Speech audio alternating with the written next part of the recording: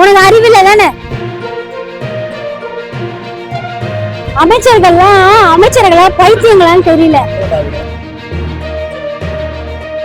சீமான் பெரியப்பா வீட்டுக்கு போனீங்க, ஸ்டாலின் சார் வீட்டுக்கு போனீங்க.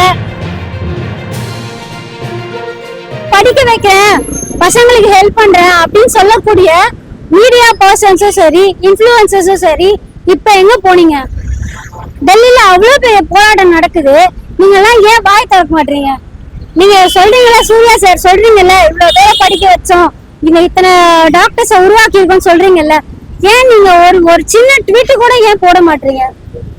நீங்க பண்ணலாமே. நீங்க ஸ்டூடெண்ட்ஸ்க்கு ஆதரவா தானே எப்பவுமே பேசுவேன், எப்பவுமே அவங்களுக்கு முன்னுரிமை கொடுப்பேன் சொல்றீங்கல்ல, இப்ப ஏன் வாய் வரல?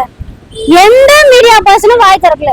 அப்படி திறந்தா இந்த ஆதவோட ஆட்சி இருக்கு இல்லையா, முதலமைச்சர் ஆதவோட ஆட்சிக்கு ஏதாவது ஒரு களங்கம் வந்துடும். அதனால திரும்ப அந்த சினிமா துறையில அவங்களால எதுவும் பண்ண முடியாது.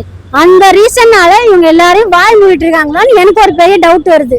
மாநகர அறிவு அங்க வந்து முதலமைச்சர் அலுவலகத்துக்கு போயிட்டு போராட்டம் அவங்க உடனே கைது என்ன பேசலாம்னு சொல்லல. பணம் கொடுத்துருப்பாங்க, இல்ல வேற ஏதாவது கொடுத்துருப்பாங்க. எங்களை சொல்றீங்கல்ல, ஸ்டாலின் வீட்டுக்கு போனாலே பெட்டி வாங்கிட்டோமா? நான் கேக்குறேன், ஜெயிச்சதுக்கு அப்புறம் எல்லா தலைவர் வீட்டுக்கும் போனீங்க, சீமான் பெரியப்பா வீட்டுக்கு போனீங்க, ஸ்டாலின் சார் வீட்டுக்கு போனீங்க, அப்புறம் இன்னும் சில கட்சி வீட்டுக்குலாம் நீங்க முன்னாடியும் போனீங்க, அது வேற விஷயம். அதுக்கப்புறம் போனீங்க, ஏன் எடப்பாடி சார் வீட்டுக்கு போனீங்க? புரியுதா உங்களுக்கு? ஆனா இந்த கேள்வி யாரும் கேட்க மாட்டான். எடப்பாடி வீட்டு சாருக்கு ஏன் போல அவர் வீட்டுக்கு நீங்க? அப்போ உனக்கு மாண்பு தெரியல தானே? உனக்கு அறிவில்லை தானே?